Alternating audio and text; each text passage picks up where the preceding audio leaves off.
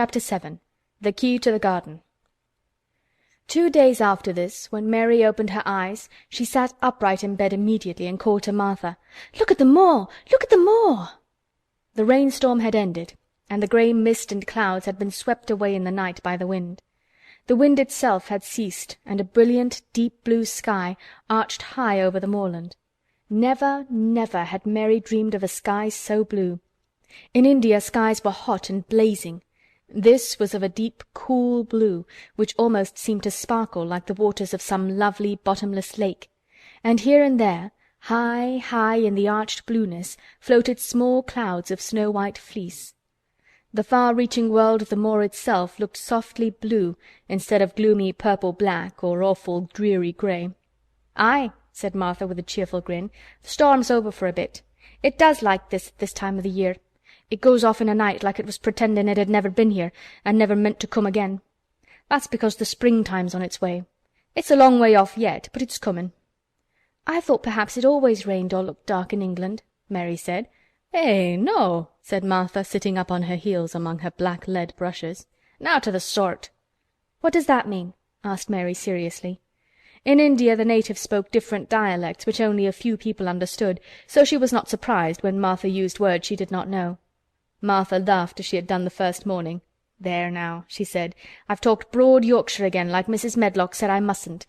Now to the sort means nothing of the sort," slowly and carefully, "but it takes so long to say it.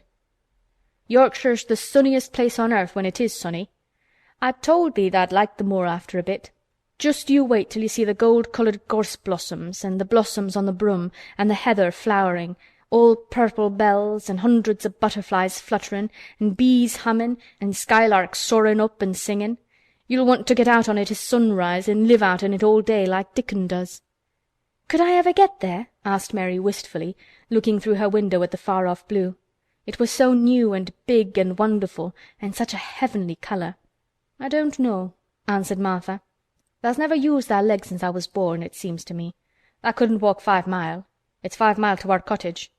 "I should like to see your cottage." Martha stared at her a moment curiously before she took up her polishing brush and began to rub the grate again. She was thinking that the small plain face did not look quite as sour at this moment as it had done the first morning she saw it. It looked just a trifle like little Susan Ann's when she wanted something very much. "I'll ask my mother about it," she said. "She's one of them that nearly always sees a way to do things. It's my day out today and I'm going home. I am glad. Mrs. Medlock thinks a lot of mother. Perhaps she could talk to her." "I like your mother," said Mary. "I should think tha did," agreed Mary, polishing away. "I've never seen her," said Mary. "No, tha hasn't," replied Martha. She sat up on her heels again and rubbed the end of her nose with the back of her hand as if puzzled for a moment, but she ended quite positively.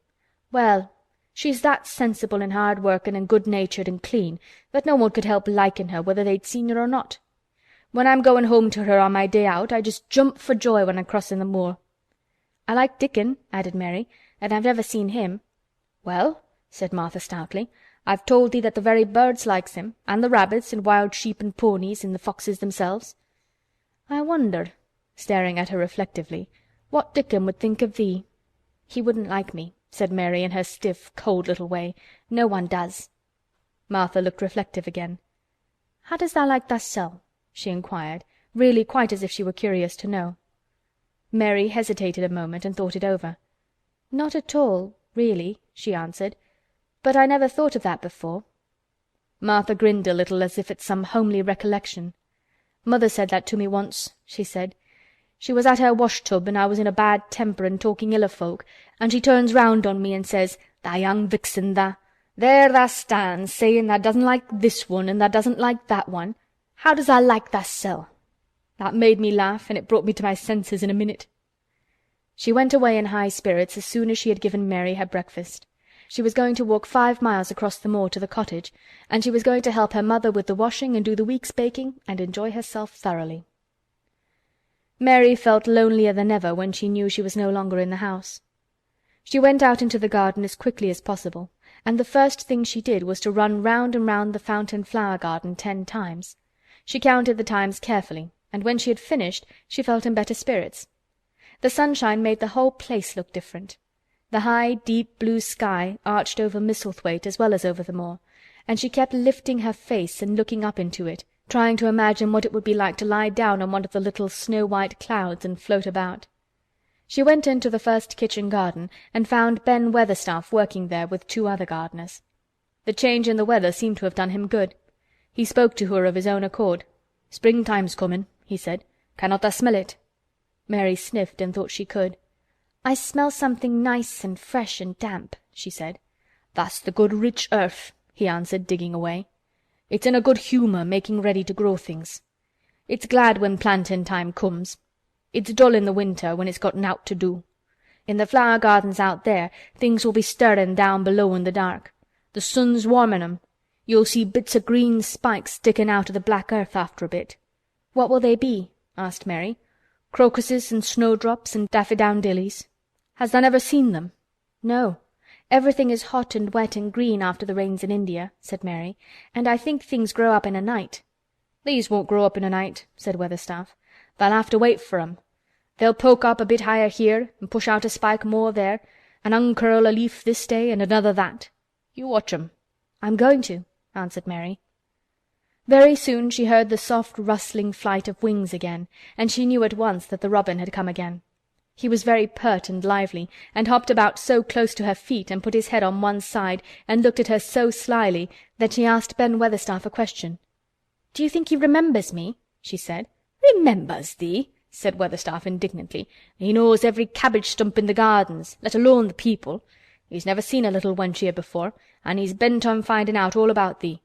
Tha's no need to try to hide anything from him." "Are things stirring down below in the dark in that garden where he lives?" Mary inquired. "What garden?" grunted Weatherstaff, becoming surly again. "The one where the old rose trees are." She could not help asking, because she wanted so much to know. "Are all the flowers dead, or do some of them come again in the summer? Are there ever any roses?" "Ask him," said Ben Weatherstaff, hunching his shoulders toward the robin. "He's the only one as knows. No one else has seen inside it for 10 year." 10 years was a long time, Mary thought. She had been born 10 years ago. She walked away slowly, thinking. She had begun to like the garden, just as she had begun to like the robin and Dickon and Martha's mother. She was beginning to like Martha too. That seemed a good many people to like, when you were not used to liking. She thought of the robin as one of the people. She went to her walk outside the long, ivy-covered wall over which she could see the tree-tops, and the second time she walked up and down, the most interesting and exciting thing happened to her, and it was all through Ben Weatherstaff's robin.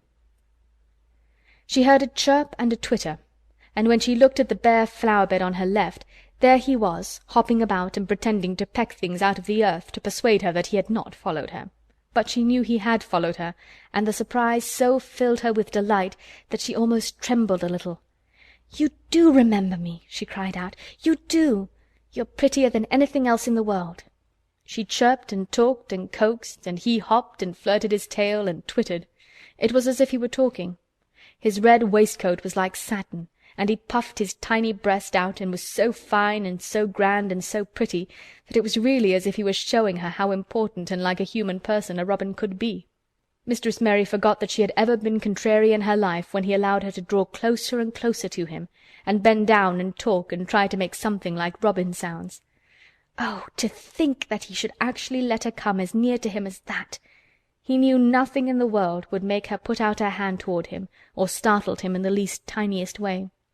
He knew it because he was a real person, only nicer than any other person in the world.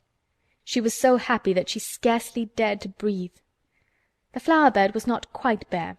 It was bare of flowers because the perennial plants had been cut down for their winter rest, but there were tall shrubs and low ones which grew together at the back of the bed, and as the robin hopped about under them she saw him hop over a small pile of freshly turned-up earth. He stopped on it to look for a worm. The earth had been turned up because a dog had been trying to dig up a mole, and he had scratched quite a deep hole. Mary looked at it, not really knowing why the hole was there, and as she looked she saw something almost buried in the newly turned soil.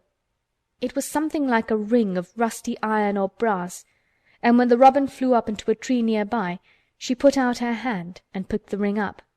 It was more than a ring, however. It was an old key which looked as if it had been buried a long time.